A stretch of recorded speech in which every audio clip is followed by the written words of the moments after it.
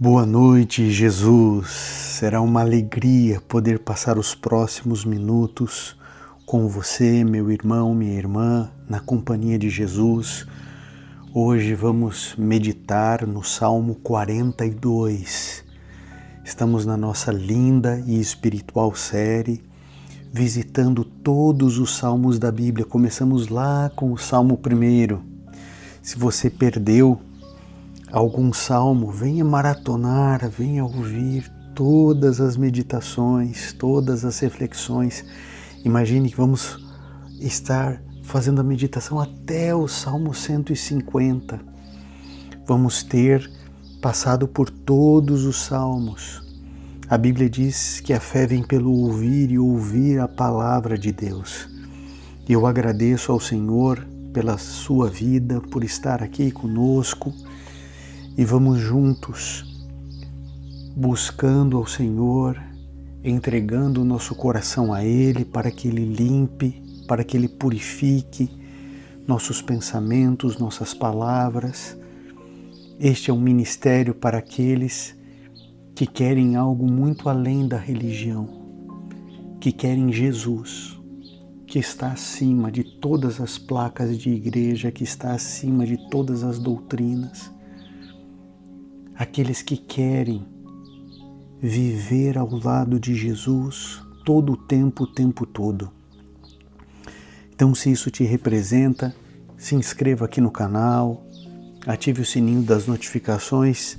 Por que é importante ativar o sininho? Porque quando a gente clica ali em todas as notificações, o que vai acontecer? Quando entra o Boa Noite Jesus, o YouTube te lembra, vem uma mensagem no seu celular, olha, já está disponível, para você não se esquecer, tá bom? E estarmos juntos nessa linda caminhada. No final da meditação, como sempre, nós vamos orar juntos, vamos pedir que Deus cuide de nós, nos proteja, que venha em nosso socorro, em nosso auxílio. Por isso, eu oro para que toda obra vinda do mal caia por terra. Eu oro ao Deus Altíssimo para que Ele leia o teu coração, para que Ele responda o teu clamor, para que Ele tire a tristeza da tua alma, para que você volte a sorrir, para que o teu coração volte a brilhar e para que você veja com os teus olhos a bondade de Deus, para que você tenha uma história tua com Jesus, uma história linda, uma história de amigos, porque Ele é o nosso bom pastor. Que Deus te abençoe, te cuide, te proteja. Então, se você tem um pedido de oração, escreva aqui nos comentários. Eu quero orar por você, pela sua vida. Então é tão simples, você vai escrever oração da noite e fazer o seu pedido de oração. O Salmo 42, nós vamos ler ele inteiramente e vermos o que Deus tem para nos dizer e acalmar o nosso coração antes de deitarmos. O Salmo 42 diz assim: como a corça anseia por águas correntes, a minha alma anseia por ti, ó Deus. A minha alma tem sede de Deus, do Deus vivo. Quando poderei entrar para apresentar-me a Deus? Minhas lágrimas têm sido meu alimento, de dia e de noite, pois me perguntam o tempo todo: onde está o seu Deus? Quando me lembro destas coisas, choro angustiado, pois eu costumava ir com a multidão, conduzindo a procissão à casa de Deus, com cantos de alegria e de ação de graças entre a multidão que festejava. Por que você está assim tão triste, ó minha alma? Por que você está assim tão perturbada dentro de mim? Ponha sua esperança em Deus, pois ainda o louvarei. Ele é o meu Salvador e o meu Deus. A minha alma está profundamente triste. Por isso, de ti me lembro desde a terra do Jordão, das alturas do Hebrom, desde o monte Mizar. abismo chama abismo, ao rugir das tuas cachoeiras, todas as tuas ondas e vagalhões se abateram sobre mim. Concede-me, Senhor, o seu fiel amor de noite, esteja comigo a tua canção. É a minha oração ao Deus que me dá a vida. Direi a Deus, minha rocha, por que te esqueceste de mim? Por que devo sair vagueando e pranteando oprimido pelo inimigo? Até os meus ossos sofrem agonia mortal, quando os meus adversários zombam de mim, perguntando-me o tempo todo, onde está o seu Deus? Por que você está assim tão triste, ó minha alma? Por que está assim tão perturbada dentro de mim? Ponha a sua esperança em Deus, pois ainda o louvarei. Ele é o meu Salvador e o meu Deus.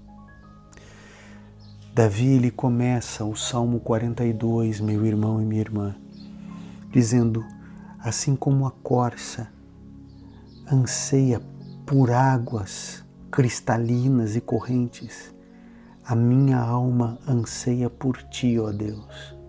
A minha alma tem sede de Deus, do Deus vivo. E eu preciso te perguntar, você tem sede de Deus? Você tem sede do Deus vivo? Deixa eu explicar uma coisa para você. Às vezes a nossa dor é tão grande que a gente não consegue desejar Deus. A gente só deseja alívio. Às vezes as preocupações, elas são tão penetrantes que a gente não consegue enxergar um palmo diante de nós. Sabe, se você por acaso, por coisas dessa vida ruim, você não consegue ter sede de Deus, Deus entende você. Deus conhece as limitações psíquicas, emocionais e espirituais do ser humano. Deus não está triste com você. Ele está triste por você. Porque nenhum pai quer ver o filho triste. Nenhum pai quer ver um filho com depressão, chorando dia sim e outro também. Mas sabe, à medida em que você usar o pouquinho de força que você tem para buscar a Deus, Ele lançará à luz as trevas da tua alma. Ele é capaz de curar tudo aquilo que aconteceu no passado. Ele é capaz de entrar na sua vida e reescrever sua história. Ele é capaz de limpar tudo aquilo que está sujo. Sabe, não existe comunhão entre luz e trevas. Quando Jesus, que é a luz do mundo, se aproxima de você, as trevas espirituais e emocionais se dissipam. E quanto mais você beber da água da vida, mais você irá querer estar pertinho de Jesus. E você vai descobrir que o único jeito de você voltar a sorrir e de ter alegria é estando pertinho da fonte da alegria que é Jesus. Jesus. Jesus. Por isso, além do seu pedido de oração, eu queria que você fizesse a seguinte oração. Que você escrevesse aqui nos comentários: Jesus, filho de Davi, tem misericórdia de mim. Jesus, filho de Davi, tem misericórdia de mim. Jesus, filho de Davi, tem misericórdia de mim. Essa oração foi feita por um cego de nascença, lá em Jericó, há 2000 anos. Jesus parou tudo e todos para atender aquele que nos olhos e na alma só havia escuridão. E ali ele passou a ter contato com a luz que é Jesus. Esse mesmo Jesus quer ter um encontro com você. Quer trazer luz às tuas dores, aos teus problemas, aos traumas, aos complexos, às angústias. Eu não sei que tipo de ataque do diabo você tem sofrido, mas Jesus é o teu escudo. O teu escudo não está na filosofia, na sociologia, na psicologia, com coachings, com influencers, com frases de efeito. Não é isso. O segredo está em Jesus. O segredo está em Jesus. Por isso que o nome da nossa meditação é Boa Noite, Jesus. Porque nós queremos conhecer Jesus, porque conhecer Jesus é tudo o que você precisa. Se a sua alma está aflita, como Davi declara no verso 5, por que você está assim tão triste, ó minha alma? Por que você está assim tão perturbada diante de mim? Põe a sua esperança em Deus, pois ainda o louvarei. Ele é o meu Salvador, o meu Deus. Se a sua alma está triste, angustiada à morte, se você vive momentos sombrios, lembre-se que o bom pastor anda conosco no vale da sombra e da morte. Clame ao Deus vivo. Clame a Deus. E as forças espirituais do mal serão expulsas da sua mente, do seu coração e da sua casa. Há um Deus no céu vivo, olhando para todas as injustiças e maldades desse mundo. Há 6.000 anos, Deus testemunha a queda do homem. E a dor do coração dele só não é maior do que o amor que ele tem. Deus amou você de tal maneira que ele deu o seu único filho para que você, crendo, não pereça, mas tenha vida eterna. Deus te ama. Mesmo que você se sinta indigno, mesmo que você esteja longe dele, mesmo que a sua vida esteja toda enrolada, cheia de pecado, de vícios, de maus hábitos, ele nunca deixou de te amar. Ele não veio aqui te condenar. Ele veio aqui para te salvar. Eu tenho certeza que ele está aí com você, que ele te ama. E ele não vai te largar. Ele não vai te abandonar. Receba Jesus no teu coração. Receba Jesus. Arrependa-se dos seus maus caminhos. Você ainda louvará o Senhor dizendo: Ele é o meu Deus e o meu Salvador. Eu creio nisso. Vamos orar ao Senhor. Vamos clamar ao Deus vivo por nós, pela nossa família. Mas eu quero, em nome de Jesus, convidar você a ter o maior dos privilégios, que é ser usado por Deus para a pregação do Evangelho. Você pode contribuir com a pregação do Evangelho compartilhando essa mensagem.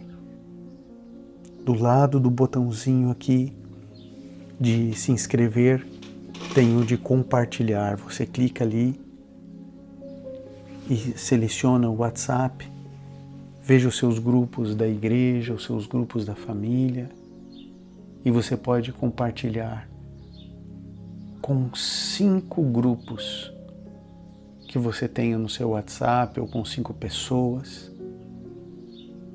E eu sei que Deus te usará para levar esperança a mais pessoas. Em nome de Jesus, faça isso. E faça todas as noites. Temos tantos relatos aqui de irmãos e irmãs que compartilhavam nos grupos por meses, em alguns casos anos, sem nunca ter um retorno, sem nunca alguém ter dito obrigado. Olha, eu gosto.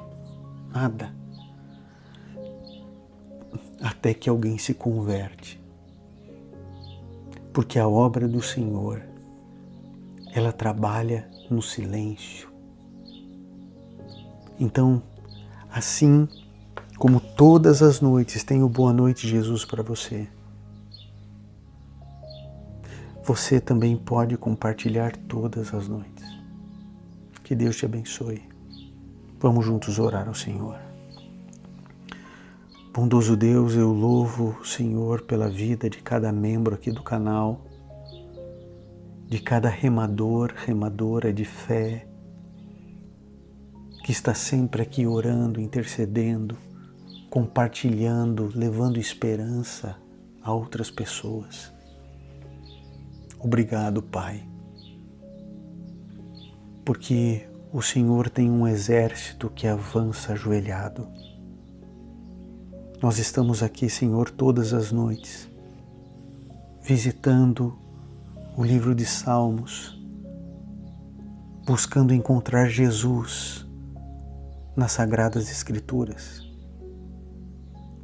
Teu Filho é a única solução para a raça humana. É a única solução para a nossa família. Por isso, Senhor, confiamos em Ti e em mais ninguém.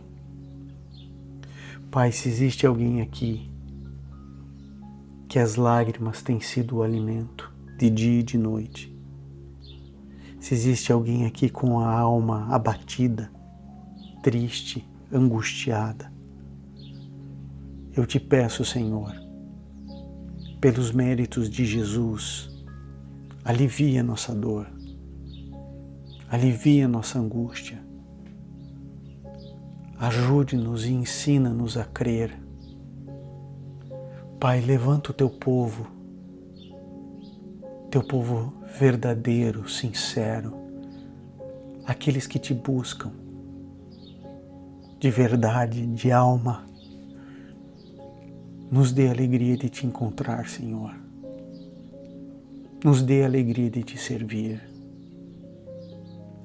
Não permita que a nossa religião seja vã. Não permita que a nossa espiritualidade seja rasa. Cura-nos, Senhor. Liberte-nos do pecado. Coloca arrependimento dentro de nós. Nos dê poder para resistirmos ao mal. Senhor, que nossos pensamentos sejam puros, que o nosso coração seja limpo pelo Teu Espírito Santo. Por isso, Senhor, sopra em nós o Teu Espírito Santo. Usa-nos para Teu serviço. Que tudo o que fizermos seja para o Teu agrado, o Teu louvor, para a Tua glória. Muda-nos, Senhor, transforma-nos. Tu és o oleiro, nós somos vasos. Usa-nos para o Teu serviço. Veja cada pedido de oração aqui nos comentários. que nossos olhos possam ver o Teu amor e a Tua bondade. Acalma o coração aflito. Depositamos nesse momento nossa angústia, nossas preocupações mais profundas aos Teus pés e imploramos que o Senhor salve nossos filhos e filhas. Intercedemos por aqueles que amamos. Usa-nos, Senhor, para compartilhar essa mensagem de fé, amor e esperança. Fica conosco agora. Que os Teus santos anjos nos protejam essa noite.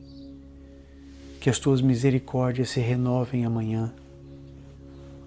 Que amanhã seja um dia feliz, um dia melhor, mais leve. Que o Senhor nos dê a alegria de Te enxergarmos na brisa, no azul do céu, no verde dos gramados, das árvores. Que possamos Te reconhecer como nosso Criador e mantenedor. Lava a nossa alma, em nome de Jesus. Amém. Querido Deus, abençoe você, não desligue o Boa Noite Jesus. Eu sempre deixo aqui para você uma pregação bíblica. Lembre-se que Deus escolheu salvar a humanidade pela loucura da pregação.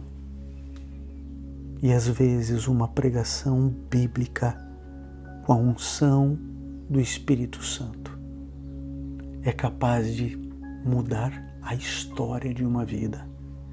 Então fique agora com a palavra de Deus. Queridos, hoje eu quero pregar sobre um tema que, para mim, toda vez que eu vou pregar, esse tema é muito difícil para mim. E ele é complexo, porque eu vou falar um pouco sobre o sofrimento humano. E esse é um terreno sagrado da vida de cada um de nós. Por isso eu peço licença para você nessa noite, porque é possível que eu visite alguns lugares da tua alma nessa noite que há muito tempo você quis esquecer. Embora eu já tenha sofrido muito na minha vida, eu sei que existem pessoas aqui que provavelmente já sofreram muito mais do que eu. Por isso eu vou tratar desse tema com muito respeito, com muita delicadeza. Mas é possível que em algum momento o Espírito de Deus traga à tona algumas coisas que você jogou para debaixo do tapete da alma.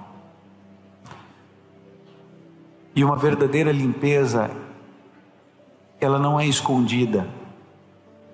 A limpeza verdadeira é uma purificação, é uma libertação. E eu espero que a mensagem da palavra de Deus possa trazer a você uma reflexão simples, mas profunda, e que ajude você na lida do sofrimento, uma vez que o sofrimento é universal e inevitável. E se ele é universal e inevitável, a gente precisa aprender a sofrer. Porque se eu e você não soubermos lidar com o sofrimento, nós vamos sofrer por dois motivos: pela razão do sofrimento e pela inabilidade de viver e sofrer o sofrimento. Por isso a reflexão se torna importante para todos nós. Para todos nós. Vocês sabem que 300 anos antes de Cristo, um homem chamado Epicuro, ele apresentou um dilema para a humanidade, e esse dilema rasgou os séculos, chega até nós. E você com certeza já ouviu falar desse dilema, talvez não tivesse associado ainda com Epicuro, mas foi ele quem levantou pela primeira vez essa questão. Ele dizia da incompatibilidade, um dilema entre duas características atribuídas a Deus. Ele dizia: ou Deus é bom, ou Ele é todo-poderoso, porque as duas coisas juntas são incompatíveis com o mundo como eu e você vivemos. Ele dizia assim: se Deus é amor, então Ele não pode todas as coisas. Porque se Ele de fato é amor, Ele não deixaria toda essa maldade se proliferar. Estupro, morte, roubo, violência, corrupção, traição, dor, morte. Então, se Ele é amor, então Ele não consegue conter todo o mal. Agora, se Ele pode realmente todas as coisas, então Ele não pode ser amor.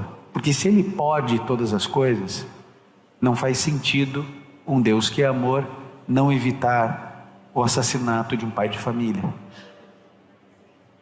Se Deus é amor e é onipotente, se Ele é onibenevolente e onipotente, é incompatível essas duas características com o holocausto. Então Epicuro declarou: ou Deus é bom, ou Ele é todo-poderoso, porque as duas coisas não funcionam. E eu e você, de uma outra maneira, a gente aborda Deus nessa demanda. Quando a gente pergunta para Deus: por que determinada coisa aconteceu comigo, aconteceu com meu filho, aconteceu com a minha mãe, aconteceu com a minha família? Por que tal coisa aconteceu com a minha sobrinha? Por que determinada coisa aconteceu com fulano? A gente vive vendo tantos problemas, tantas lutas, tantas angústias, e a gente não sabe exatamente as razões de Deus. E como a gente não tem as respostas, a gente corre o risco de aceitar qualquer resposta. Como nós não temos as respostas, nós corremos o risco de aceitarmos respostas equivocadas. Uma coisa que eu de vez em quando ouço até hoje, é alguém chega e diz assim: olha, você não deve perguntar a Deus por quê, você deve perguntar a Deus para quê. Já ouviu isso? Quando o indivíduo fala isso, eu digo assim: raios, que diferença faz do para quê e do porquê? Eu estou sofrendo igual. Ah não, porque o porquê é a razão, o para quê é o objetivo. Que objetivo tem uma menina ser violentada? Que diferença faz eu perguntar por quê ou para quê? Mas é bonito, né, a gente trabalhar, fazer um jogo de palavras, porque nós não temos respostas. Estamos sujeitos a aceitar respostas erradas. Nós temos a tendência de achar que nós somos advogados de Deus e que a gente pode defender Deus diante da demanda do sofrimento humano. Eu acho interessante quando se criam teologias e as pessoas absorvem aquilo como se fosse verdade, mas não param para pensar e refletir sobre algumas coisas. De vez em quando a gente ouve alguém dizer assim: não foi Deus quem fez, Deus permitiu. Já viu isso? Deus não é culpado, Ele só permitiu. Amigo, se eu permito o seu assassinato com a capacidade de evitá-lo, eu não sou moralmente responsável? Vocês se lembram daquela embarcação no Rio de Janeiro, na Baía de Guanabara, Batomushi? Lembram disso? Quem lembra é velho já. Eu sei por causa dos livros de história que eu pesquiso e tal, mas... Batomushi, gente, afundando na virada do ano, todo aquele negócio. Vários capitães de outras embarcações foram processados criminalmente porque se negaram ou se omitiram ao socorro. Quando você tem a possibilidade de socorrer o incapaz diante de perigo iminente e você se omite, você é criminalmente responsável por isso. Mas a gente quer defender Deus, a gente quer ser advogado de Deus, e a gente diz assim: não foi Deus que fez, Deus permitiu. Aí a pessoa tem câncer.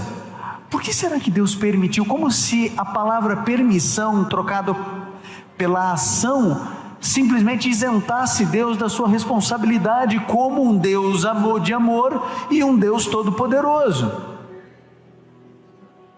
Mas como é difícil para nós determinarmos que Deus é o autor ou corresponsável pela dor e pelo sofrimento, a gente cria alternativas dentro do nosso vocabulário e dentro da nossa lógica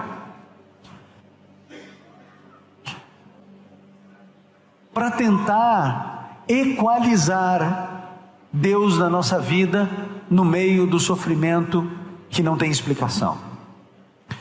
Bom, dito isso, eu gostaria de fazer um estudo de caso da Bíblia para que a gente pudesse fazer algumas reflexões importantes a respeito do sofrimento. E eu espero que a mensagem de hoje possa ajudar você como tem me ajudado na minha caminhada cristã. Se você trouxe a sua Bíblia, por favor, abra no livro de 2 Coríntios, no capítulo 12, a partir do verso 7. É um episódio da vida do apóstolo Paulo, bastante conhecido, e eu gostaria de fazer uma reflexão sobre isso. 2 Coríntios 12, a partir do verso 7.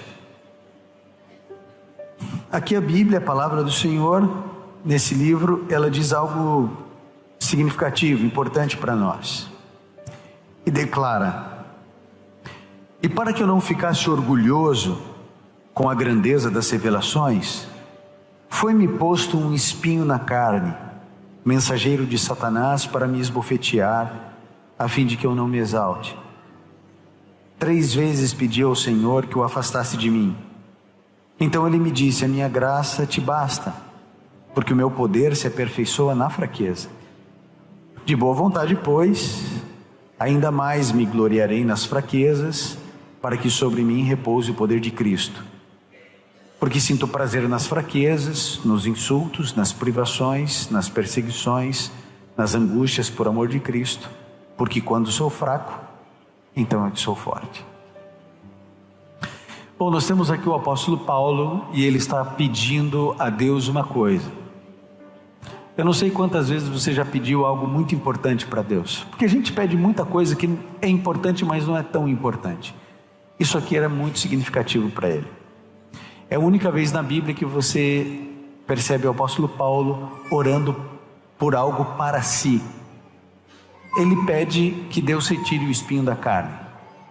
Quando você vai nos comentários bíblicos por aí, quase que unanimemente, os comentaristas apontam que provavelmente, e eles usam 1 ou 2 textos bíblicos para dizer que esse espinho poderia ou provavelmente seria alguma coisa na vista ou na visão do apóstolo Paulo. Embora eu não seja teólogo, aliás, longe disso, sou apenas um pastor, eu discordo. Porque vocês se lembram que o apóstolo Paulo, ele ficou cego, sem enxergar 3 dias, lembram disso? E aí Deus vai lá e recupera a visão dele. Eu não acho que Deus ia recuperar mais ou menos, acho que eu acho que se ele tinha algum problema de miopia, astigmatismo, alguma coisa, foi tudo corrigido ali. Quando Deus recupera a visão dele, eu não acho que ia deixar ele meio assim. Mas é só uma ideia. O fato é que existia alguma coisa na vida do apóstolo Paulo que o incomodava muito. E ele pede a Deus, e ele clama a Deus. E aquilo é desesperador para ele. Eu não acho que o apóstolo Paulo ele pediu seguidamente para que o espinho fosse retirado. Eu acho que ele estava vivendo talvez um dos piores momentos da vida dele, e ele não suporta mais esse espinho na carne, e ele ora. E Deus diz não. Passa mais um tempo, ele vai suportando, coragem, força, garra. Chega um momento que ele não aguenta mais, ele ora de novo. Deus diz não. Passa mais um tempo, ele suporta. Ele pede, Deus diz não. Queridos, eu entendo quando Deus diz não para mim, mas eu confesso a vocês que eu não entendo quando Ele diz não para o apóstolo Paulo. Dizer não para mim, tudo certo. Para o apóstolo Paulo, para mim é difícil. Por que para mim é difícil? Porque você se lembra que antes de ser Paulo, ele era conhecido como Saulo. Quem era Saulo? Saulo era um homem rico. Ele não era bem de vida, ele era rico. Ele era fariseu dos fariseus. Quando tinha dilemas teológicos entre os grandes sábios da época, simplesmente com 3 frases, o apóstolo Paulo resolvia esse dilema. uma capacidade intelectual tão acima da média, que quando ele vai para o berço da cultura filosófica do mundo ocidental, que é a Grécia, ele vai às ágoras, e no parlamento, ali nas ágoras, quando ele prega, quando ele fala, os filósofos ficam de boca aberta. Tamanha sabedoria, capacidade intelectual desse homem. Um homem extremamente rico, extremamente inteligente, socialmente aceito, cidadão romano, cidadão judeu. Ele era a elite da elite. E ele era muito sincero e muito intenso em tudo que ele fazia. E ele não gostava de crente, né? Não gostava de crente. E ele achava que esse negócio de cristianismo era uma seita. E ele achava que esse negócio de seita você tinha que matar na raiz. Tinha que arrancar com raiz e tudo. Por isso ele matava, prendia, perseguia. E ele pediu uma carta para os grandes líderes de Jerusalém, para ele poder prender qualquer um que advogasse a messianidade de Jesus de Nazaré. E no meio do caminho, vocês conhecem a história, ele cai por terra, fica 3 dias cego, e aí então Deus chega para Ananias e diz assim: Ananias, meu filho, tem um homem lá na rua direita, eu acabei de falar para ele que você está indo lá orar por ele, e depois da oração vai recobrar a visão. Aí Ananias diz assim: tá bom, quem é? Assim, é um rapaz chamado Saulo. Que Saulo? De Tarso. E aí Ananias dá 2 passinhos para trás, né? Fala assim: Senhor, é quem eu estou pensando que é? Fala assim: então, isso é bandido. Isso é bandido, assassino. Ele está perseguindo a tua igreja, ele está destruindo a tua igreja. Um dos piores que tem é isso aí. E aí Deus fala para Ananias uma coisa interessante. Ele chega e diz assim: olha, ele é para mim um vaso escolhido. É bom ou é ruim ser um vaso escolhido? Bom ou ruim? Excelente. Para quem não leu o verso 16 do capítulo 9 de Atos. Porque no verso 16, Deus continua falando com Ananias e diz assim: ele entenderá o quanto significa sofrer pelo meu nome. Ele foi um vaso escolhido para entender o que significa sofrer pelo nome de Cristo. Para a gente ganhar tempo, a gente não vai ler, mas eu vou ler para você rapidinho um pouquinho do sofrimento que o apóstolo Paulo passou depois que aceitou Jesus. Ele diz: 5 vezes recebi dos judeus uma quarentena de açoites menos 1. 3 vezes fui açoitado com varas. 1 vez fui apedrejado, 3 vezes naufraguei, fiquei 1 noite e 1 dia boiando em alto mar, em viagens muitas vezes, em perigos de rios, em perigos de assaltantes, em perigos entre patrícios, em perigos entre gentios, em perigos na cidade, em perigos no deserto, em perigos no mar, em perigos entre falsos irmãos, em trabalhos, em fadigas, em vigílias muitas vezes, em fome e sede, em jejum muitas vezes, em frio e em nudez. Querido, como que você acha ou imagina que eram as costas do apóstolo Paulo? Como a sua? Era cicatriz em cima de cicatriz. 5 vezes uma quarentena de chibatadas, menos 1, porque ele era cidadão romano, não podia receber 40, mas também não vai receber 38, é 39. Tua cidadania livrou você de 1 chibatada, mas das 39 não. Depois que cicatrizava as costas, outra ocasião, chibata, depois mais chibata, açoitado com varas, ele foi apedrejado, dado como morto. Ele sofreu um naufrágio. Gente, naquela época não tinha busca de resgate, não tinha resgate, não tinha GPS, coordenada. O indivíduo que naufragava é morte certa. Fazer o quê? Quem que ia buscar? Onde naufragou? Quem soube que naufragou? Ninguém. Ele passou 1 dia e 1 noite no mar, pensando o quê? Vou morrer. Preso, espancado, apedrejado, açoitado, fome, frio. O homem que era rico, inteligentíssimo, status, conforto, prazer, larga tudo por amor a Cristo, e ele sofre como eu nunca sofri na minha vida. Nunca apanhei por ser pastor, nunca apedrejaram meu carro na frente de uma igreja.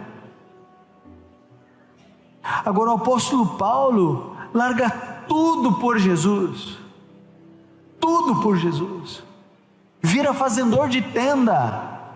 Não tinha aço inoxidável, não tinha agulha que tem que estar pensando, não. Virou fazedor de tenda para poder comer, ainda passava fome. E você não vê o apóstolo Paulo dizendo assim: Senhor, o Senhor não disse que a minha água e o meu pão seriam certos, eu larguei tudo pelo Senhor, não tem nem pão. Você não vê ele só faz um pedido, Senhor, tira esse espinho da carne. E Deus diz: não vou tirar, você vai morrer com espinho. Você entende por que eu compreendo que Deus diga não para mim, mas dizer não para o apóstolo Paulo? Para ele. E Deus disse não. Nós precisamos de um evangelho menos açucarado. A gente criou um evangelho de faz de conta, porque ele é mais docinho, mais algodão doce. O indivíduo lê o Salmo 91 que diz: 1000 cairão ao teu lado, 10.000 à tua direita, e tu não serás atingido. O indivíduo diz: esse tu aí sou eu. Quer nem saber dos 11.000 que tombaram. Agora, por uma questão de probabilidade, é mais fácil eu estar entre os 11.000 ou entre esse aqui que ficou em pé. Mas a gente diz assim: não, nada vai me acontecer de mal. E a gente tem a expectativa de que porque a gente ama Jesus, tudo vai dar certo. A gente não vai passar fome, a gente não vai passar frio, nosso casamento vai dar certo, os nossos filhos vão dar certo, né? Antes da gente ter filho, a gente fica olhando o filho dos outros, e é tão fácil educar o filho dos outros, né? Tão bom educar os filhos. Se vocês quiserem, eu educo todos os filhos de vocês. Agora os dois lá em casa é difícil. A gente acha que porque a gente tem Jesus, Ele vai fazer um milagre quando precisar. E quando isso não ocorre, a gente se frustra.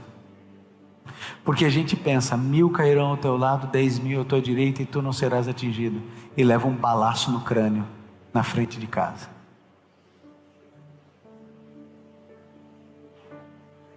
A gente acha que 10.000 cairão ao lado, 1.000 à nossa direita, e o Josmar vai em uma festa popular com os pais e com a namorada, que pede um churros para ele, de doce de leite.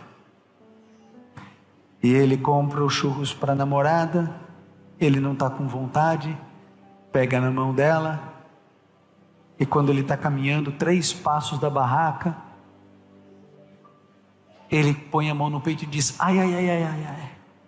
Se encosta no chão, e ele fica, bala perdida. Eu fiz o funeral dele, acabou,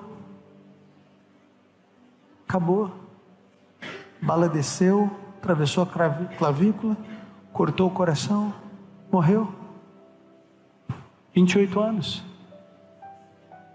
acabou. Vocês se lembram de Jó?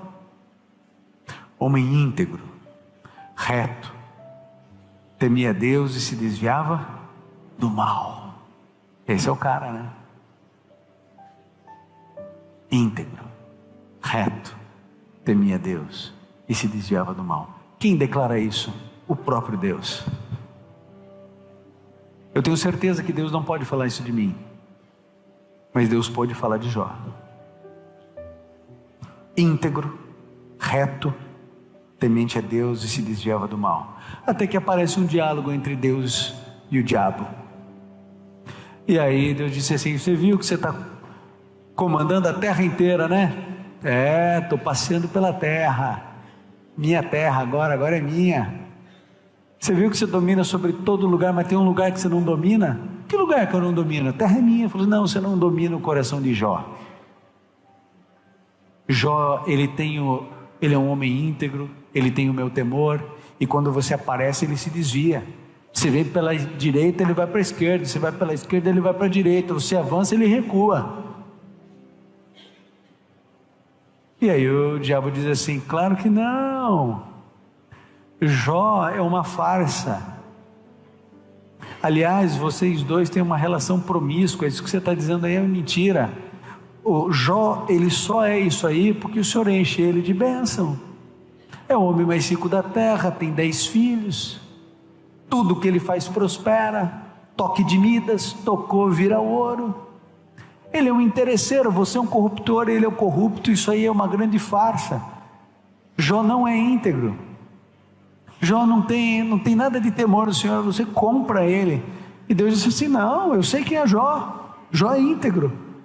Quem é mentiroso aqui é você que é o pai da mentira. Quer fazer um teste?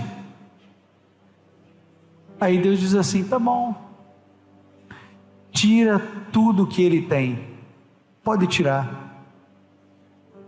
Quem deu autorização para o diabo tocar em Jó?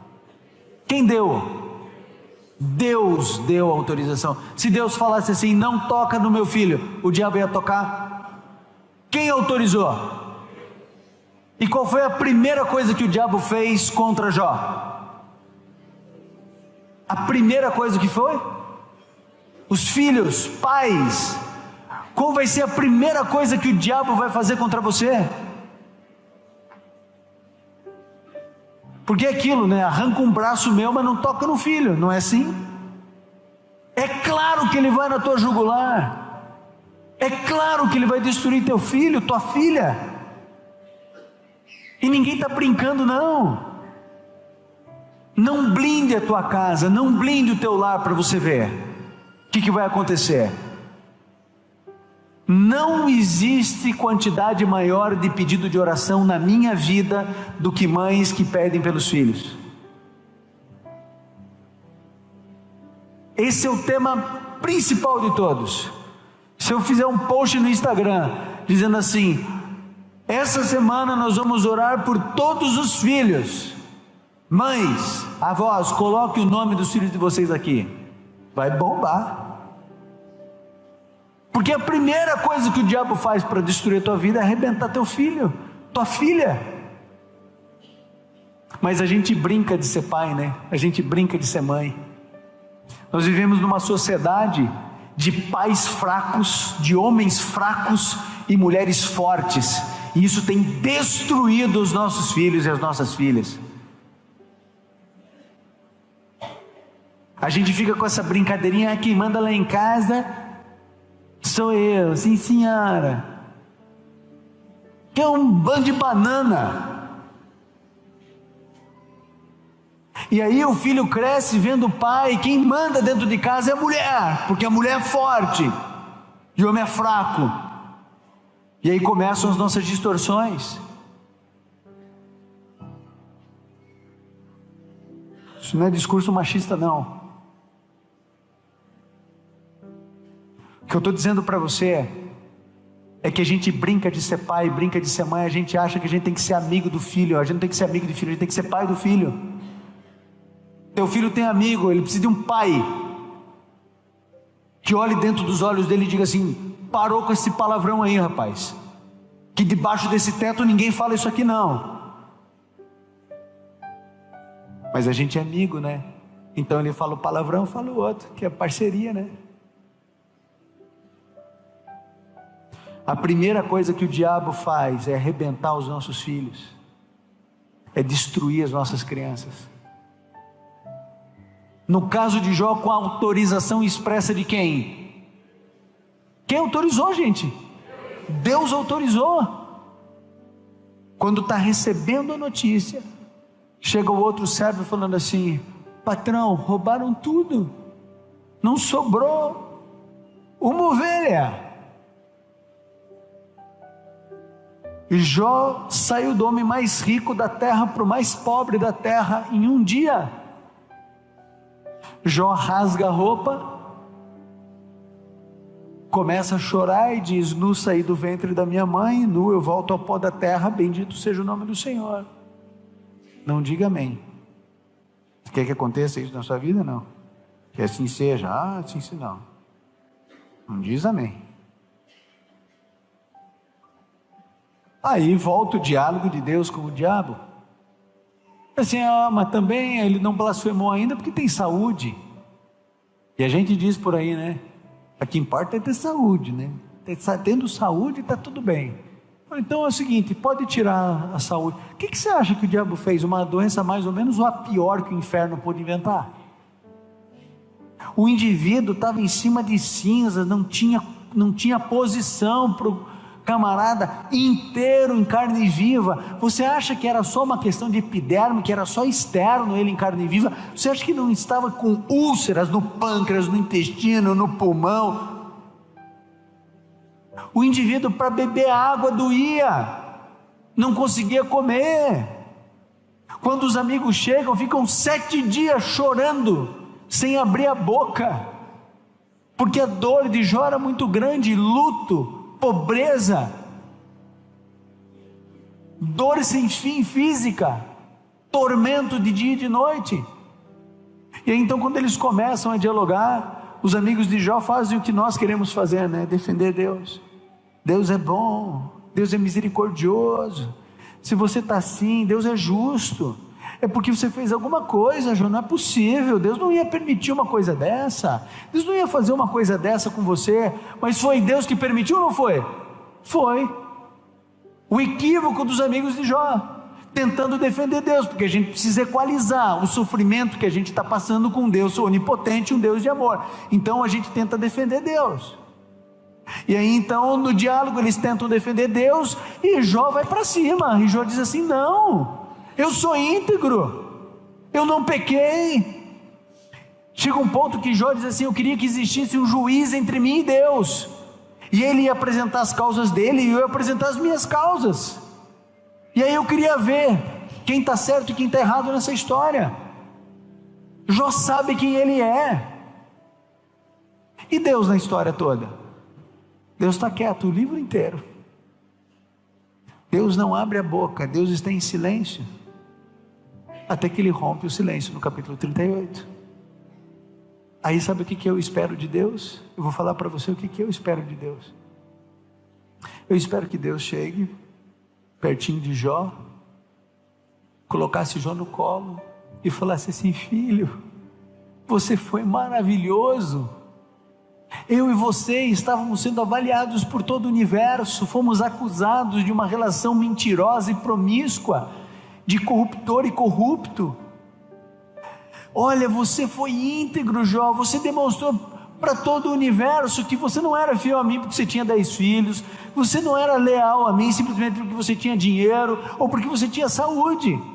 Você mostrou para o universo, Jó, quem de fato você é, e mostrou quem eu sou.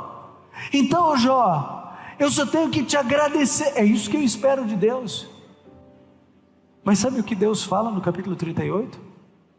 Ele chega para Jó e diz assim: cale a sua boca. E ele começa: quem é você que encobre o meu conselho? Onde você estava quando eu estabeleci os fundamentos da terra? Quando as estrelas da alva cantavam alegremente? Onde você estava quando eu pintei o céu de azul?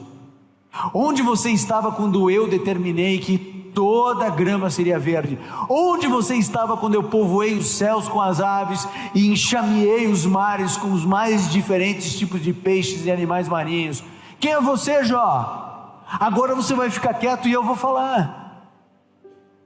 E Deus vai para cima de Jó. Sabe como é que Jó está nesse momento? Enlutado, miserável, fedendo a carne podre, porque ele apodrecia por dentro e por fora. E Deus diz assim: você fica quieto, porque você não pode encobrir o meu conselho e não pode julgar as minhas ações. E a gente não entende porque Deus age do jeito que age, como age, de que jeito age. Existe um livro chamado Anatomia da Dor. Esse livro foi escrito por C.S. Lewis e é a descrição da sua dor em relação ao luto, porque a sua esposa havia morrido. Sabe como que ele introduz esse livro? Ele diz assim: vá a Deus no pior momento da sua vida, busque a Deus na maior escuridão da tua existência, bata a porta de Deus, e sabe o que você encontrará? Uma porta fechada, trancada, com a chave para dentro e o silêncio absoluto. Ele começa o livro assim. Por outro lado, eu quero lembrar a vocês a história de 3 jovenzinhos: Sadraque, Mesaque e Abdinego. Lembram deles? 3 jovenzinhos. Nabucodonosor, louco de pedra. Sabe que o louco de pedra é aquele que taca a pedra em avião, né? Desse naipe. Deus deu o sonho para ele: estátua, cabeça de ouro, peito de prata, bronze, ferro e barro. Disse assim: ó, o teu reino é o mais glorioso da terra, mas vai passar. Mais glorioso, vai passar.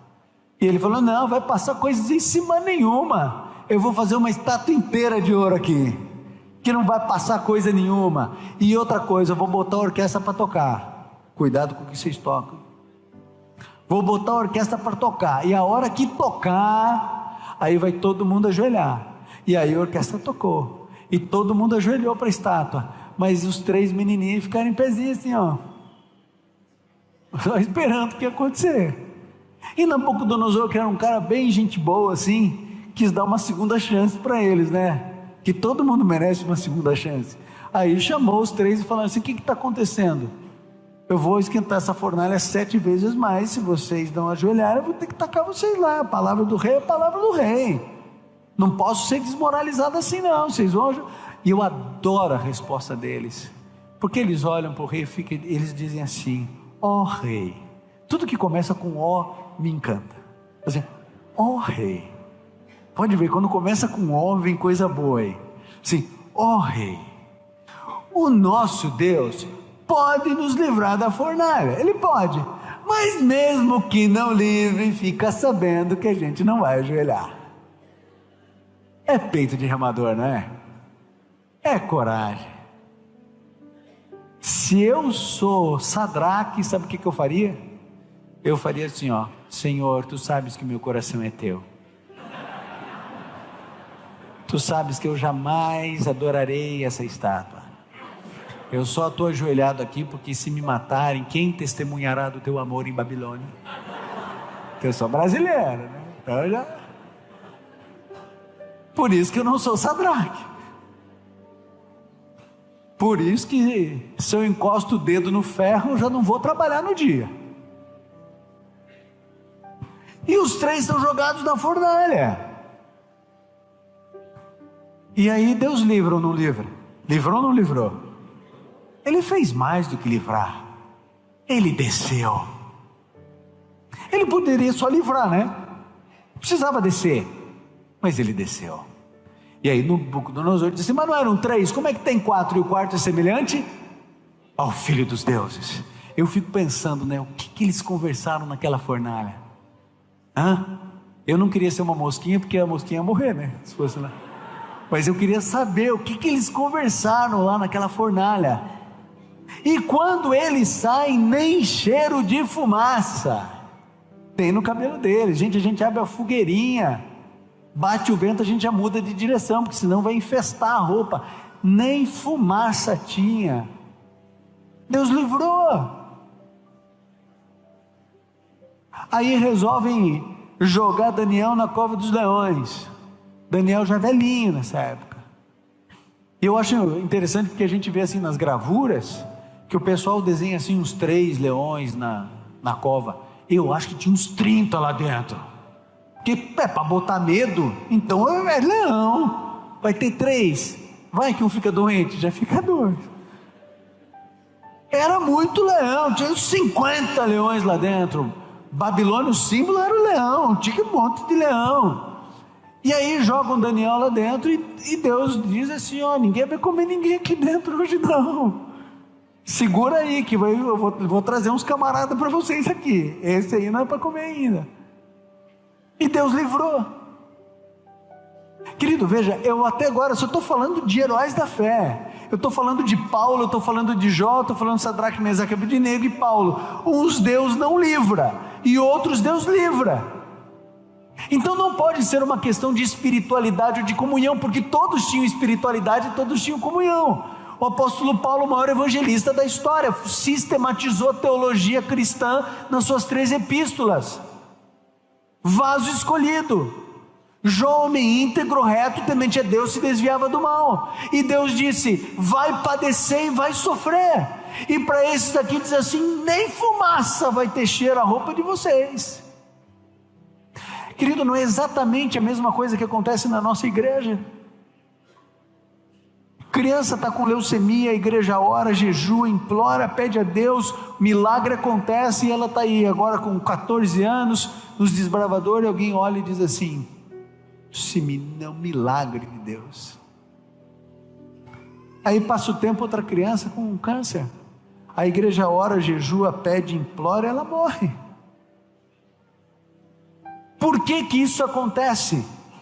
Se Deus é o mesmo ontem, hoje e eternamente, se Ele é onibenevolente, se Ele de fato é onipotente, por que que Deus diz assim: vou salvar essa menina, e essa aqui Ele diz: não vou salvar, vai para a sepultura? Há uma razão para isso. E se você se concentrar no que eu vou dizer a partir de agora, você vai começar a entender algumas coisas. Não prometo que sejam agradáveis, mas você vai começar a entender. Isso acontece por causa de uma única palavra, e a palavra é soberania. Deus é soberano na vida humana, e Ele não deve satisfações a você, nem a mim. O último ar que você respirou aí não é teu, tá?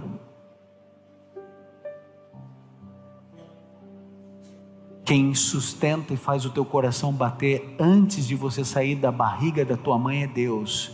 Ele é teu dono. Você não determina e não determinou o dia do teu nascimento. Foi Ele que disse: vai ser brasileiro, vai nascer em tal cidade, em tal horário, em tal hospital, o pai vai ser esse, a mãe vai ser essa, a herança genética vai ser essa. Ele vai para... Ele determina tudo que existe no universo, sobretudo a vida humana. Ele sabe o dia do teu nascimento e Ele sabe o dia da tua morte. Ele não deve satisfações a você e nem a mim. Um dia desses eu estava entrando em casa, e lá em casa, quase em frente da porta, do lado assim, tem uma pata de elefante. Pata de elefante é o nome de uma planta. Não vai pensar que eu tenho uma pata de elefante, que depois vai sair na rede social: pastor Ivan contrabandeia patas de elefante da África para decorar. Não, é uma planta, ok? Registra. Uma pata, já viu isso, né? Pata de elefante. E ela parece uma pata de elefante mesmo, daí sobe um caule único, e aí aqui em cima ela se divide e tem umas... E aí quando se divide, eu estou vendo e tem um vespeiro ali, enorme. Não é pequenininho não, vesperão, eu nunca tinha visto aquilo, como é que desse tamanho o vespeiro e tal. E por coincidência, o rapaz que cuida do jardim lá no lugar onde eu moro, ele estava passando lá, e eu cheguei lá e falei assim: ô Lincoln, me ajuda aqui. Eu falei: o que foi? Rapaz, tem um vespeiro ali em frente de casa. Eu falei: onde, pastor? Eu não vi para vespeiro aqui, o que cuida? Eu falei: mas tem vespeiro ali, eu tenho 2 crianças em casa, tem um vespeiro aqui. Aí ele falou assim: não, peraí que eu já vou resolver isso. Pegou uma bombinha assim, ó, aí chegou e fez assim, ó, e foi dando as coisas. Eu falei: ô Lincoln, onde é que você vai? Eu vou embora. Eu falei assim: não, dá umas 10 bombadas aí. Ele falou assim: não, isso aqui é poderoso, como a bombada já matava, dei 2 porque você é meu amigo.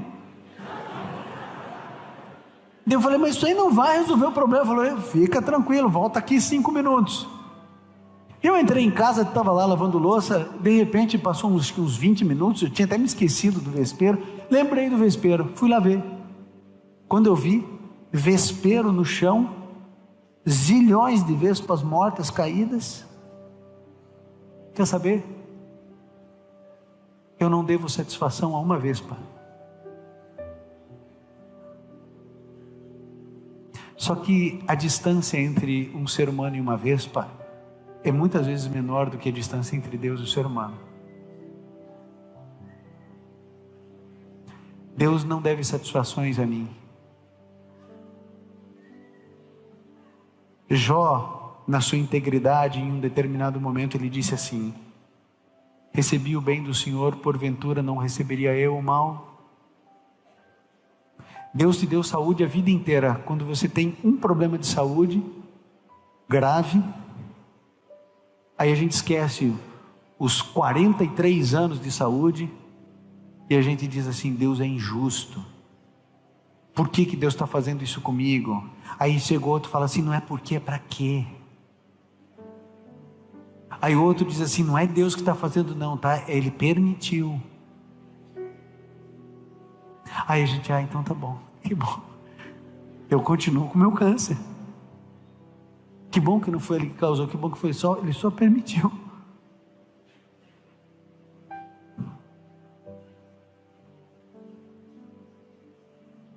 Eu me lembro quando o Gabriel era menor. O Gabriel tem 12 anos hoje. Mas quando ele era menor, ele desse tamanhozinho assim, ó. Ele chegava e falava assim: pai, tem um menino que está me perturbando no colégio. Eu falei assim: como assim? Ele quer me bater. Eu falei assim: mas sai de perto. Sai de perto. Ele falou assim: pai, mas eu saio de perto, daqui a pouco ele está perto. Eu falei assim: não, você vai fazer o seguinte então. Quando ele chegar perto, quando ele quiser te bater, você vai segurar ele e falar assim: você não me bata, que eu não vou deixar você me bater. E o Gabriel falou assim: pai, não dá, pai. Daí eu falei assim: não, tenta, faz o que o pai está falando. Aí no outro dia, pai, ele tentou me bater de novo, pai. E eu já comecei a ficar bravo, né? E daqui a pouco eu voltava e falava assim: pai, ele está me perturbando de novo. Eu falava assim: filho, você quer que eu vá lá na escola? Eu falava: não, pai, não quero que vá. Eu falei: mas filho, como é que eu vou te ajudar? Você não posso ir na escola porque você vai ficar mal, mas se não vou, você também fica mal. E daí chegava outro dia: pai, está querendo brigar comigo, pai. E lá, e ele falou assim: mas filho, você tem que dizer para ele: sai de perto, vai brincar, segura, não deixa, sai, corre. E eu ali, né? Um dia eu cheguei para ele e falei assim: é o seguinte, ele vai te bater. Quando ele te bater, você vai fechar a mão, você vai mirar bem no nariz dele, e você vai dar uma só uma. E aí o Gabriel: pai, não dá, pai. Eu falei assim: como não dá, filho? Você precisa fazer alguma coisa. Você não quer que eu vá, você não faz, você não quer, você vai ficar apanhando até quando? Até que um dia minha esposa foi na escola e bateu uma foto. O Juan é mais alto que eu. E eu pedia para ele segurar o menino. O Gabriel palita assim, o Gabriel.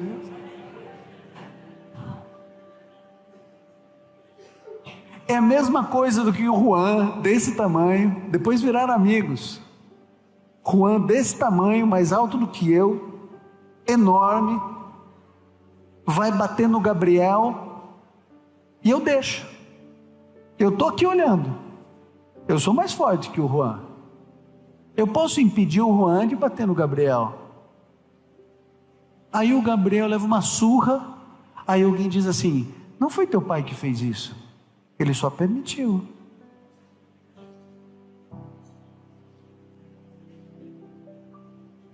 Deixa eu explicar uma coisa para você. A gente nunca vai ter todas as respostas, porque Deus não nos convida na Bíblia a entendermos todas as coisas. Ele nos convida a confiarmos em quem Ele é. Eu posso não entender as ações de Deus, e muitos dos meus questionamentos eu não tenho resposta adequada, mas eu sei quem Ele é. Existem algumas coisas que você, que não é pastor, nunca vai entender. Você nunca vai receber um e-mail de uma mulher dizendo assim: eu não consigo acreditar nesse Jesus que você prega, porque eu já tentei Jesus e nunca fui feliz. Existem coisas que você não vai entender. Você não estava comigo de madrugada em Campo Grande quando meu telefone foi tocado e eu atendi, e eu tive que correr no meio da madrugada porque um pai de família foi assassinado em frente de casa. E você chegou no funeral como eu cheguei, e a mulher estava dopada, sem reação nenhuma, algumas pessoas ao redor dela e 3 crianças literalmente penduradas no caixão chamando pelo pai. Uma mulher que entra em contato comigo e diz assim: pastor, por que a história é cíclica?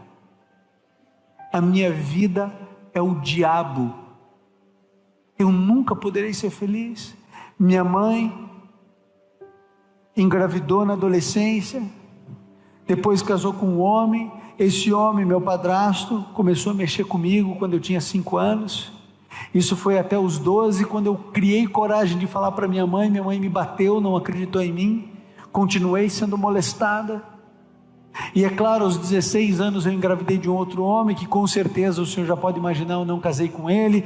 E aí, na minha carência absurda, eu fui me entregando para todo homem que aparecia, sempre procurando ser feliz, sempre procurando preencher o meu vazio, e eu sempre sofrendo, até que um homem promete cuidar de mim e da minha filha, e eu junto as minhas coisas com esse homem, e a gente vai vivendo junto. E agora minha filha, aos 8 anos, vem dizer que esse homem está mexendo com ela. E eu, pastor, como a minha mãe, covardemente não tenho coragem de abordar e de enfrentar o homem. Por que a minha vida é assim?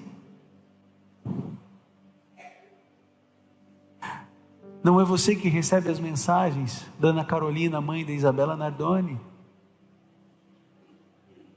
que desde que aconteceu não consegue ter uma noite de paz? Não é você que conversa com a mãe que teve o filho arrastado, esfolado vivo, preso a um cinto de segurança? Há tanta dor nesse mundo, há tanto sofrimento nesse mundo. Esse mundo é como se existisse um vapor de lágrimas subindo a Deus todos os dias. Todos os dias as pessoas sofrem. No Brasil, a cada 20 minutos uma mulher é violentada. 62 mil assassinatos no Brasil até agora, nesse ano. De cada 100 assassinatos, 8 são investigados. Você talvez não vá aos presídios na frequência que eu vou. E quando eu vou um dia de visita, o que você encontra é um monte de mãe desesperada, que ama o filho, que é bandido, que roubou, que teve latrocínio, que roubou a mão armada, que traficou, que aliciou menor. Há tanta dor e há tanto sofrimento nesse mundo, mas uma coisa você precisa entender: a tua lágrima é sagrada para Deus. E embora Ele não impeça que elas caiam, a Bíblia declara que a nossa lágrima é recolhida no odre de Deus. E um dia, quando nós chegarmos no céu, Deus terá um lugar com as tuas lágrimas e com as minhas lágrimas que Ele guardou. Porque a tua lágrima, a tua dor, a tua angústia é sagrada aos olhos do Senhor. É por isso que Jesus se apresenta nessa terra como homem de dores e experimentado no sofrimento, porque quando alguém é abandonado, Jesus entende porque ele foi abandonado. Quando alguém é traído e sente-se trocado ou trocada, Jesus entende porque ele foi traído. Quando o indivíduo é espancado, Jesus entende porque ele foi espancado. Quando alguém se sente sozinho e solitário, Jesus entende porque ele foi. quando o indivíduo é preterido, quando o indivíduo é humilhado, quando é satirizado, Jesus entende porque ele foi. Quando o indivíduo é caluniado, Jesus entende. Quando o indivíduo vive os momentos que antecedem a sua própria morte, Jesus entende o que esse indivíduo está passando, com gosto de sangue na boca, os últimos segundos de fôlego de vida. Jesus entende porque ele passou por isso. E esse homem de dores, experimentado no sofrimento, ele diz assim: aguenta, porque esse mundo de pecado é assim. É impossível não existir dor em um mundo de pecado. Se não existisse dor e sofrimento nesse lugar, nenhum de nós iria querer o céu. Nós estamos bebendo um cálice, e nesse cálice tem câncer, tem traição, tem malícia, tem estupro, tem inveja, tem morte, tem adultério, tem tudo. E nós somos os protagonistas disso. Recebemos injustiça e promovemos injustiças. Falam mal de nós pelas costas e nós falamos mal dos outros pelas costas. E falamos na frente, e falamos por trás. E somos maledicentes e espalhamos fofoca. E se um indivíduo tem um pecado público, nós somos os primeiros a abordar o assunto e a levantar o assunto. Porque a gente tem prazer na destruição do próximo e do semelhante. Se chegam para a gente e falam assim: você viu o que aconteceu? Você para tudo, o que aconteceu? E se for ruim, é o babado do momento. Porque a gente é assim, a gente quer misericórdia para nós, mas a justiça de Deus na vida daquele indivíduo, para nós é misericórdia, se renovando a cada manhã. Para o outro, Deus tem que fazer justiça na vida daquele camarada, porque não vale nada, porque é bandido. Eu me lembro quando eu era professor de ensino religioso em Curitiba. Tenta imaginar eu com 20 e poucos anos, jaleco branco, quadro negro, que geralmente é verde, né? E eu escrevendo na sala de aula, apresentando provas filosóficas da existência de Deus, achando que eu estava abafando, né? Provas filosóficas, não científicas, filosóficas, só ideias, conceitos. E de repente tinha uma menina sentada no canto, quase que deitada na cadeira, mascando chicletes, nem aí para mim.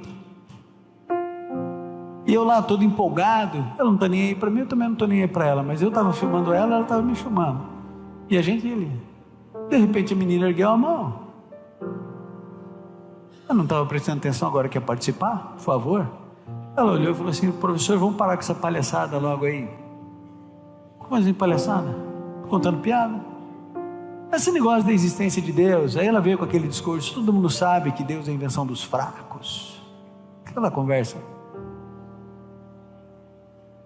Que tem ateu que é assim, né? Leu 3 artigos sobre ateísmo e acha que resolveu o problema. E eu não sabia exatamente o que fazer, ela meio que me jogou nas cordas, porque eu não estava esperando aquilo. E nisso o sinal tocou. O sinal tocou, era o último período, o pessoal já ia para o almoço, cumprimentando o pessoal na porta, né? Tchau, tchau, tchau, até mais. Valeu, hein, professor, valeu. E eu só olhando a menina. E a menina enrolando as coisas dela lá, com vergonha, porque só tinha uma porta, né? Tinha que passar por mim. Não ia pular a janela, 3º andar. Então, eu estava ali esperando a menina. E todo mundo, tchau, tchau, tchau. Eu esperando a menina. De repente, tinha quase ninguém, a menina vem. Ela e os chicletes verdes dela. Sorriso amarelo. E nem era ano de Copa.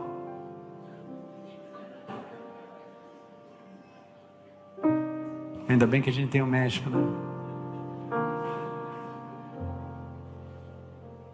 E aí a menina saindo, eu falei: eu não sabia que tinha uma teia aqui na minha sala.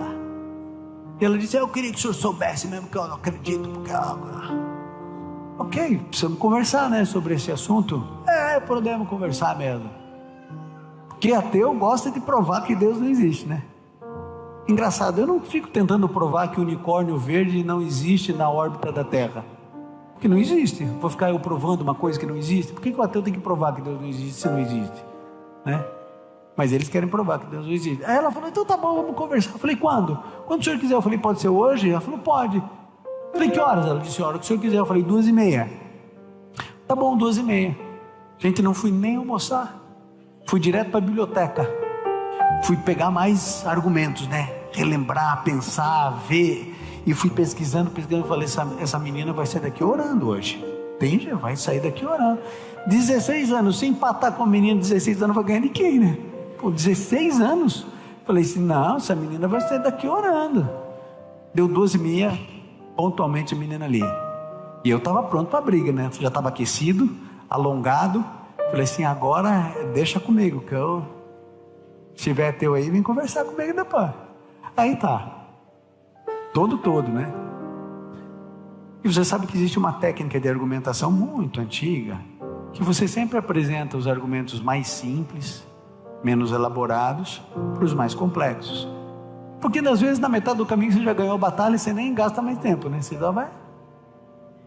E eu usei a técnica com a menina e eu comecei a jogar uns argumentozinhos que aí uso até ali. E a menina nada. E eu fui colocando um argumentozinho um pouquinho melhor. E ela nada. E eu fui colocando outro. E mais um. E eu comecei a colocar argumento mais forte, mais pesado, mais elaborado intelectualmente. A menina não se demovia. E eu fui indo. Chegou uma hora que eu comecei a pensar, mas será que Deus existe mesmo? Talvez ela esteja certa, né? E eu sei que chegou uma hora que eu fiquei pensando, né? Por que essa menina está desse jeito? O que aconteceu com ela? E eu não me lembro o que eu falei para ela, mas eu falei alguma coisa, não me lembro o que. Mas eu falei alguma coisa que mexeu com ela. E ela começou a chorar. Quando ela começou a chorar, eu pensei, ufa, agora começa o aconselhamento, né? Ela tinha muito cabelo, então ela chorava e o cabelo ia grudando no rosto dela, assim. Ela chorou, deixei chorar, tudo que precisava. Quando ela conseguiu respirar, ela falou, professor, eu vou contar para você a minha história. E ela disse, eu era adventista do 7º dia. Cresci na igreja. Minha mãe sempre me levou para a igreja, escolinha, rol A, B, C, jardim, todo aquele negócio. E ela disse assim, olha, a minha mãe, ela sempre me contava as histórias da Bíblia. Conheço todas as histórias, Mar Vermelho, Gideão, os anjos que protegiam Eliseu, Rio Jordão, conheço tudo. E era assim, todo dia minha mãe me acordava, a gente fazia o desejum, ela fazia o culto, eu ia para a escola. Eu morava no mesmo prédio que eu moro até hoje, que o senhor sabe qual que é. E esse era o meu dia a dia. Eu era uma garota, uma menina, pré-adolescente. E um dia minha mãe me acordou, a gente comeu, não estava tão frio, que em Curitiba é uma grande bênção. E ela pegou e fez o culto com a mamãe dela, e ela desceu, se encontrou com a amiguinha dela, como todos os dias ela foi para a escola adventista do Boqueirão. E ela foi caminhando e no meio do caminho 2 homens abordaram elas. E ela disse assim para mim, professor, você acha que eu fiquei com medo? Conhecia todas as histórias da Bíblia. Deus podia fazer qualquer milagre.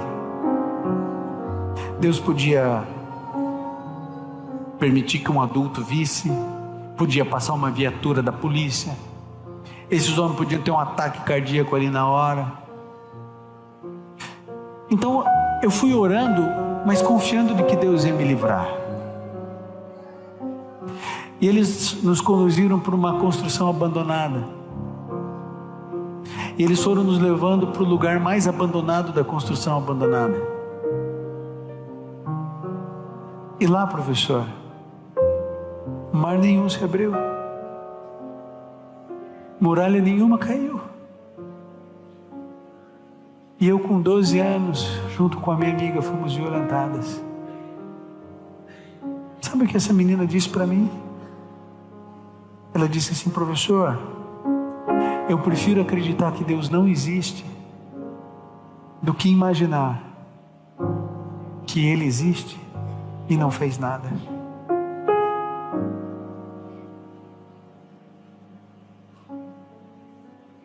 Sabe o que eu disse a ela? Eu não sei o que você diria, eu sei o que eu disse. Eu olhei para ela e disse assim: fulana, filha, perdoe Deus. Perdoe Deus. Não que Deus tenha errado, mas um dia Deus vai colocar você no colo e vai explicar o inexplicável. Deus recolheu as tuas lágrimas naquele momento. Nada é mais precioso ao Senhor do que a tua dor e a tua lágrima. Ele recolheu isso, tua lágrima não caiu no chão empoeirado de uma construção abandonada. Nenhum ser humano na terra vai poder explicar para você por que Deus permitiu. Ninguém. Você pode ler a Bíblia de uma capa a outra, você pode ir em qualquer igreja, qualquer denominação, você pode falar com o homem mais consagrado do mundo, ninguém, só Cristo pode te explicar o inexplicável. E um dia Ele vai enxugar do nosso olho toda lágrima, e Ele vai secar para nunca mais uma lágrima cair. Um dia, amigo, crianças não terão mais leucemia. Um dia ninguém mais vai ser forçado a nada. Um dia todos nós seremos livres e libertos do pecado. Nunca mais as nossas células vão entrar em confusão e vão nos matar. Nunca mais alguém vai falar mal de você ou vai trair você. E Jesus Cristo disse: eu vou pôr um fim em tudo isso, mas aguenta aí, tem o dia, tem a hora para isso acontecer. Quando Gabriel era menor, um dia eu tive que chegar para ele e falar assim: filho, o pai vai ter que levar você para o hospital. Eu disse: mas por que, pai? Eu estou bem. Eu falei assim: eu sei ou não sei, mas eu vou ter que te levar. Eu falei: por que, pai? Ele era pequenininho, 3 aninhos e meio. Eu falei assim: porque o pai precisa fazer exame de sangue em você. Eu falei: o que é isso, pai? Eu falei assim: um tio, uma tia vai estender o teu braço e vai colocar uma agulha no teu braço e vai tirar sangue. Ele falou assim: pai, não dá para ser aquele do dedinho. Eu falei: não dá, filho. Ele falou assim: pai, mas eu não quero ir. Eu falei assim: o papai também não quer te levar, mas eu tenho que levar. E o Gabriel disse assim: mas papai, se você não quer e eu não quero, a gente não precisa ir. Eu falei assim: eu não quero, filho, mas eu preciso. E não entendia. Eu falava assim: porque eu preciso ver se está tudo bem com você. Eu falei assim: meu pai, está tudo bem comigo. E eu falei assim: filho, eu tenho que levar. E o Gabriel não entendia porque eu coloquei ele no carro e ele já foi chorando. E eu fui tentando acalmar ele em todo o percurso de casa até a Policlin,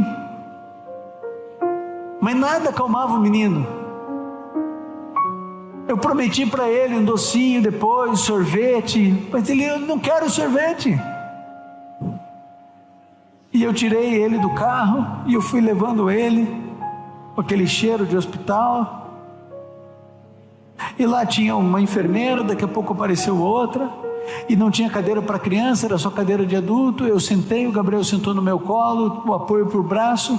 Apareceu uma mulher com uma borracha, amarrou, prendeu, e todo o ritual que você conhece, e pega agulha, e pega frasco. E o Gabriel começou a entrar em desespero, e eu ficava no ouvido dele dizendo assim: filho, está tudo bem, filho, está tudo bem. E ele dizia assim: pai, vai doer, pai, vai doer, pai. Eu sei que vai doer, eu não posso mentir para você, vai doer. Mas filho, você não precisa olhar.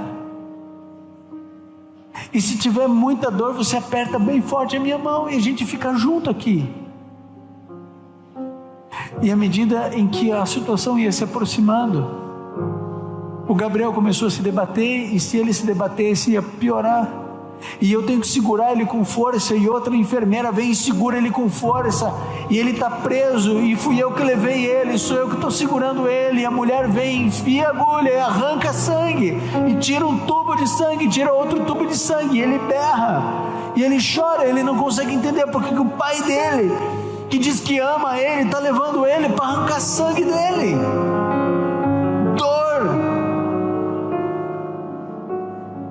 Eu tentei explicar para o Gabriel de todos os jeitos e ele não entendia. Querido, você é o Gabriel e eu também. Deus às vezes pega a gente pela mão e diz assim: eu vou ter que te levar para o câncer, eu vou ter que te levar para a separação, para o divórcio, eu vou ter que levar você para a doença venérea, com a menina desesperada conversando comigo, se juntou com outro homem, traição por um lado, traição por outro, bebida, sexo, drogas e rock and roll, violência, um batendo no outro. Quando ela consegue se libertar de toda maldição, descobre que tem doença venérea. Vai responder a menina, vai responder a menina. E Deus pega na nossa mão e diz assim: agora eu vou te levar para a sepultura, e agora eu estou pegando o teu filho e eu vou levar ele para a sepultura, eu estou pegando o teu filho agora, eu estou pegando a tua filha agora, e vai reprovar de ano, e vai ter o desemprego, e vai passar fome, e vai passar necessidade, e vai ter problema, e Jesus diz assim: eu estou levando, e a gente diz assim: mas por que você está fazendo isso comigo? E Deus diz assim: não dá para te explicar porque você não vai entender.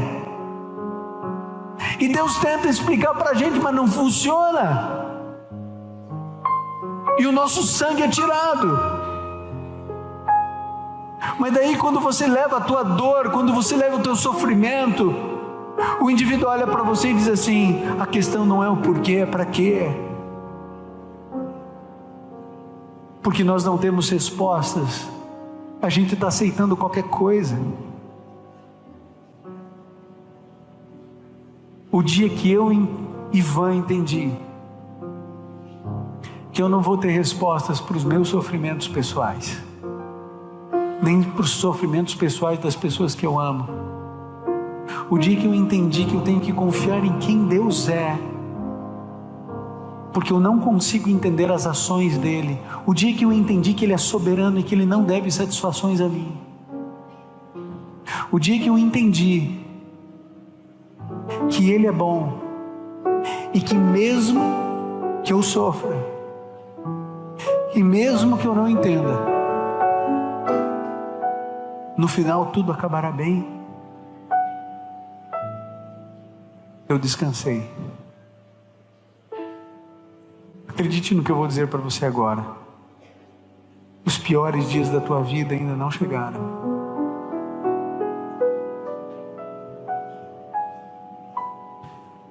E acredite no que eu vou dizer para você agora também. O teu fim será de dor. O meu fim será de dor. Ou eu vou enterrar meu filho, ou ele vai me enterrar. Porque a gente vive um inferno aqui na terra, de dor, lágrimas e sofrimento. Jesus, ele não mentiu para ninguém, ele disse: neste mundo tereis aflições. Ele não mentiu para você nem para mim,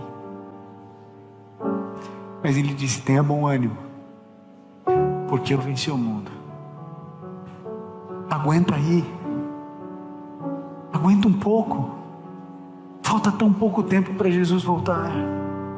Está doendo em você, também dói em mim. Ou você acha que eu não tenho problemas? Você acha que eu não tenho os meus traumas, meus complexos, meus medos, minhas inseguranças? Dói em você, dói em mim. Você não tem respostas, eu também não tenho. A gente está no mesmo barco. mas eu sei quem Deus é. Eu sei qual é o caráter de Deus. Eu sei que Ele é bom, e mesmo que eu não entenda as suas ações, eu sei que Ele vai me conduzir ao porto seguro. A tua lágrima precisa cair no colo de Cristo. A tua dor, teu sofrimento. Eu não sei quem invadiu teu jardim, pisou tuas flores, quem roubou tua inocência na infância. Eu não sei se você está aprisionado num casamento destrutivo ou solitário. Eu não sei o motivo da tua dor. Eu não sei se a tua dor está terminando ou se ela está só começando. Mas uma coisa eu sei: acredite em quem Ele é. Você vai beber o cálice da dor e do sofrimento, e eu também vou beber. Jesus Cristo nunca prometeu que seria fácil. Ele prometeu que o final valeria a pena. Não existe abandono eterno. O que existe são lágrimas preciosas, preciosíssimas, e cada uma delas é recolhida. Cada lágrima que esses bilhões de seres humanos vão derramando estão sendo recolhidas pelo céu. E Deus consegue entender a minha dor como ninguém consegue. Você entende por que Jesus disse que a gente não pode julgar ninguém nunca? Porque é tanta dor. Somos todos vítimas. Todos vítimas. Do crente ao ateu, do santo ao profano, todos vítimas. Do assaltante ao assaltado, todos vítimas. Sofremos o maior sequestro da história do universo.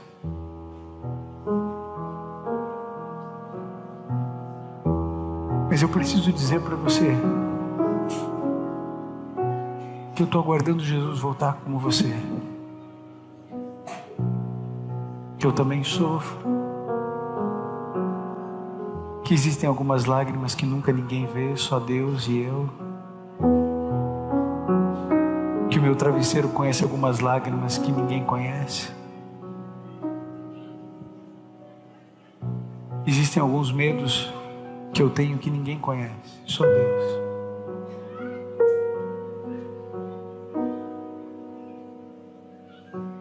E eu sei quem eu sirvo. E eu sei que às vezes Deus me conduz para arrancar meu sangue. Mas eu sei quem Ele é. E mesmo que eu não entenda por que Ele fez isso comigo, ou por que Ele faz isso comigo, eu confio, porque eu entendo que não há dor que dure para sempre. Toda dor é por enquanto. Por isso aguenta. A promessa da Bíblia é que não existe provação maior do que você possa suportar. Então aguenta, amigo. Aguenta. Não desiste. Por nada. Vocês sabem o que faltou para Judas, né?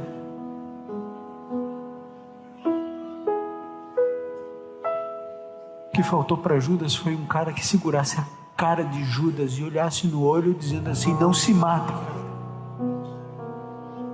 Não se mata por nada, porque esse Jesus que você traiu vai ressuscitar em 3 dias. E Ele vai te perdoar, porque o perdão dele é maior do que a tua traição.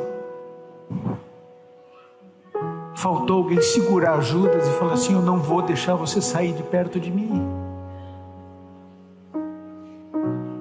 Judas não aguentou. Aguenta. Aguenta, amigo. Falta tão pouco tempo. vai piorar. Antes de melhorar, ainda vai piorar. Mas Jesus Cristo disse assim: eu não vou deixar vocês órfãos. Eu vou deixar com vocês um Consolador, que vai consolar vocês no luto, na dor, na doença, na incompreensão. Você não está passando pelo vale da sombra da morte sozinho. Eis que estou convosco todos os dias.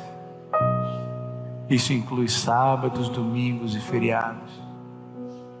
Isso inclui Natal, Ano Novo.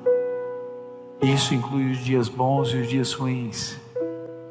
Os dias de sol e os dias de chuva. Mesmo que você não sinta Jesus, Ele está porque Ele prometeu estar. Então aguenta, amigo. Aguenta. Fica firme aí. Não desiste por nada. Feche seus olhos. Curve sua fronte e vamos orar. Pai.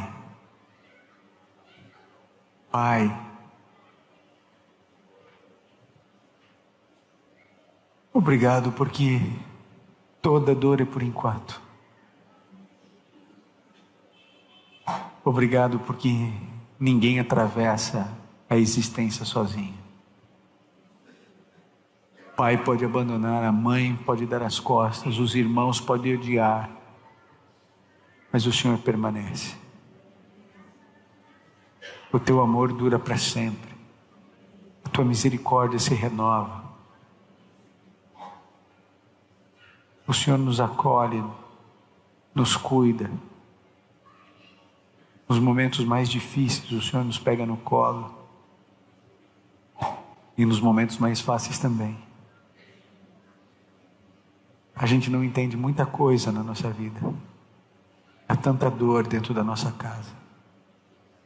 Há tanto problema ali dentro. Para nós não tem solução, Pai. Há tantas coisas, é tão complexo. Não depende de nós, às vezes depende.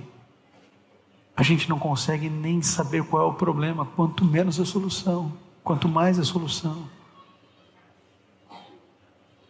Pai, olha para a nossa dor e recolhe as nossas lágrimas. Guarde cada uma delas no teu odre. Cada odre com um nome. Cada odre de um tamanho. Mas todos guardados. Todos recolhem a nossa dor. E obrigado, Pai, porque essas lágrimas foram derramadas todas aos pés da cruz. Nós te agradecemos, Pai, porque temos a certeza de que o sofrimento, a dor, a morte, o pranto, o clamor terá fim. Nós imploramos, Pai, imploramos que o Senhor nos dê forças para atravessarmos esse vale de sombra e de morte chamado vida. E que nós possamos confiar em quem o Senhor é, quando não tivermos as respostas para as nossas inquietudes e para o nosso sofrimento. Concede-nos, Senhor, a todos nós aqui a tua paz, que excede o entendimento humano e purifica o coração.